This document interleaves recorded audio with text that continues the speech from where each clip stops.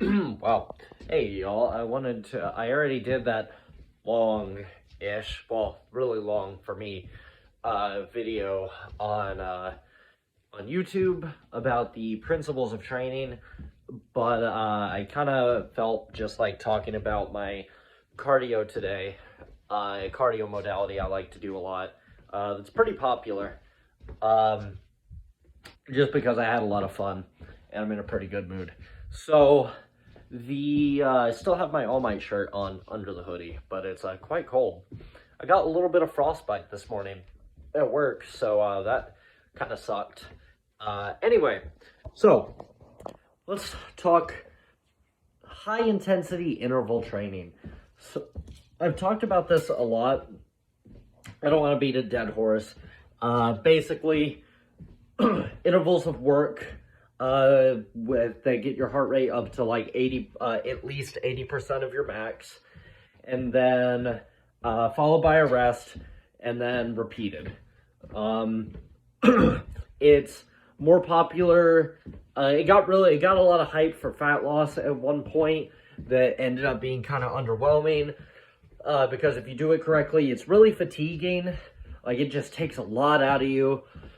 It's mentally hard, like just mentally really hard. So it's like not a lot of people really enjoy doing it properly unless you just like the feeling of pushing really hard. And I don't mean that as any sort of elitist, like, oh, like you have to be hardcore. No, I don't really care. It's just like it's a challenge. It's a challenging type of thing. That's not for everyone. And you just can't really burn as many calories as you would like to see in comparison to long durations of moderate intensity steady state cardio. Anyway, so all that out of the way, there's a lot of formats you can do this with. There's a whole lot of different work to rest ratios, like just the amount of work, like 30 seconds on, 30 seconds off, a minute on, a minute off, 1 minute on, 2 minutes off, 20 seconds on, 2 minutes off.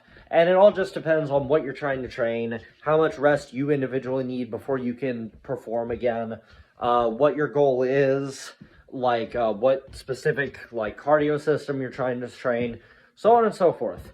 Now, a really popular one is called the Tabata Protocol, named after the scientists that developed it.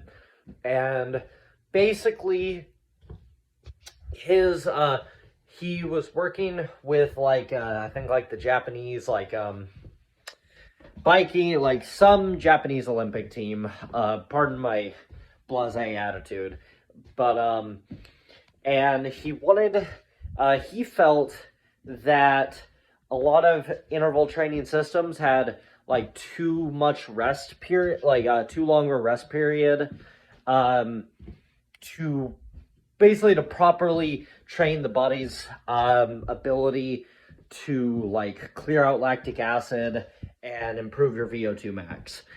Basically the amount of oxygen that you can process through. Strongly tied to like your overall cardio performance and longevity and different stuff. It can be improved a decent bit through training. Big part of it's genetic also, but that goes for, well, pretty much any trait, really. So, he basically came up with this system where they, for 20 seconds, they would perform on a special type of like cycling ergometer at 170% of their VO2 max, and then rest for 10 seconds, and then do that again, and it would be 8 rounds, so 4 minutes in total. Now, this is it's kind of hard to do properly without something, because one, you need to be able to speed up and slow down really quickly, because the time periods are pretty short. Being lower impact is kind of ideal, because it can like be kind of hard, but also judging that amount of effort can be a little tricky to parse. What I use is this thing I've shown before. Yeah, ignore how cluttered the living room is. It's not just me. Mostly not me. Anyway, this is a fan bike The resistance comes pretty much entirely from wind resistance. So the faster you pedal, the harder it is to pedal. So it's really easy to quickly ramp up the resistance, and it's really responsive to interval training.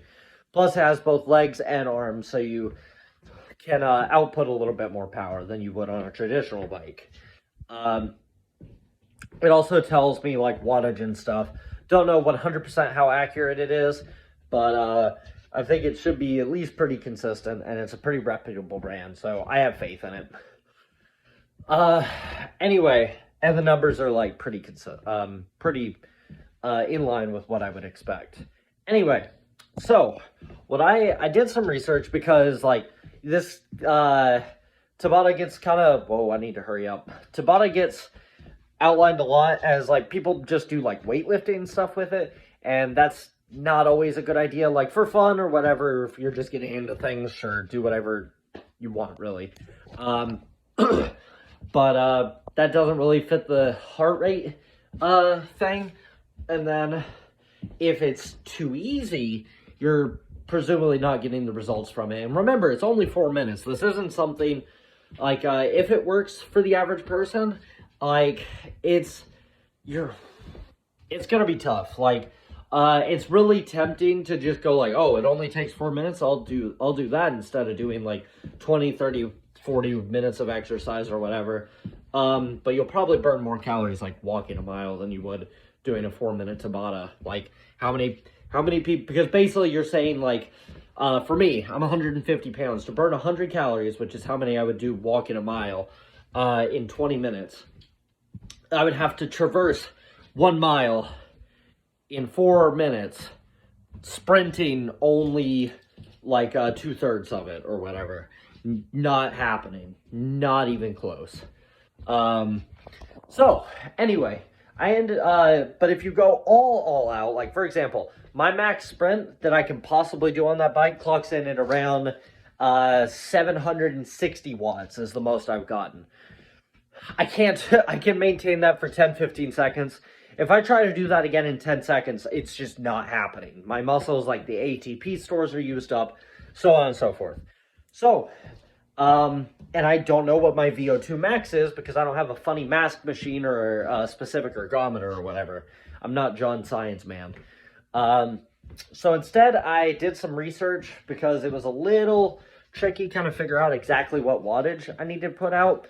Ended up discovering a metric called FTP, something fatigue, something threshold performance. Sorry, I'm kind of tired right now, losing a lot of my details. Anyway, it's the threshold. It's measured by your cardio, like what wattage at an all-out effort that you can maintain for 20 minutes and take 95% of that. So then you take 170% of that, so 70% on top of what that is, and that's the target wattage for the 20-second intervals of the Tabata sprints, the Tabata protocol. For me, I'll be honest, I didn't do the 20-minute test. I just kind of went off of the ballpark of both what's to be expected for a mediocre athlete like myself, and based on my previous cardio performance in general, and ended up being going for around 350 to like 380 watts during those sprints, because remember, it's going to vary a little bit in that 20-second time span. I tried that, and it was it's tough. It's tough because that's nowhere near an all-out sprint. It's definitely doable, especially at the beginning. Like 20 seconds and like 350 watts, not bad at all for me. But doing that repeatedly, over and over again, yeah, because let's see, 350 watts, 3.6, so let's see, 700, 1050, and then like a little over half, 170. So close to about the equivalent effort of like a 5-minute mile run for me during those sprints. So yeah, it was really hard by the end. I was definitely struggling a little bit to maintain that output, but barely got through it. You can kind of also measure it based on like roughly, this isn't super scientific, but basically the kind of wattage that 40 would exhaust you in 40 seconds. Kind of go for that, and that ends up like working out to pretty much what I was doing. It was fun. I don't know if I'm not training for anything specific. I'm not like a real athlete or anything. I mostly work out for fun at this point. I kind of consider myself realistically kind of near my peak of what I can realistically achieve. Like, just with how long I've been training, even though, like, I could dial in specific things, get a little bit stronger, get a little bit faster, get a bit better at cardio. I could, like, get leaner, get a little bigger, so on and so forth. But, like, for the most part, I'm within the realms of, like, probably I'm not going to be, like, worlds different, like, physique or performance-wise than I am. So if these, like, little workarounds of how to do the 170% VO2 max Tabata protocol or whatever, if it improves my cardio, the athletes in the study improved their VO2 max by 28% on average, which is awesome. If that works out for me, doing it over a span of time consistently, which, I mean, I've done it periodically a lot during my life, but regardless, having my own bike helps now that I have that. If that happens and I get way better at cardio, that's awesome. Live longer. I like feeling athletic, so on and so forth. Be leaner on average, live longer, happier, but just be cool. If not, it's just really fun, and I like the feeling of pushing myself, and that, like, just feeling in my respiratory system of just like, whew, that was tough afterwards. I think it's just satisfying for me. So worst case scenario, I do something like at least maintains my health and boosts my mental health and makes me feel cooler than I probably am. Best case scenario, I get like way better cardio. Like 30% is a huge jump, and I like become I'll never be an Olympic athlete or anything, but if I improve by 30%, I could do some pretty cool stuff. I'd be pretty competitive at like local 5Ks and stuff like that. Anyway, I just wanted to talk about my cardio. I love cardio. I love weightlifting too, but I've definitely started to really appreciate just the feel that like bike sprints and stuff give me, especially when it's cold. This is probably too long for Instagram now. I'll probably upload it on both, but catch y'all next time.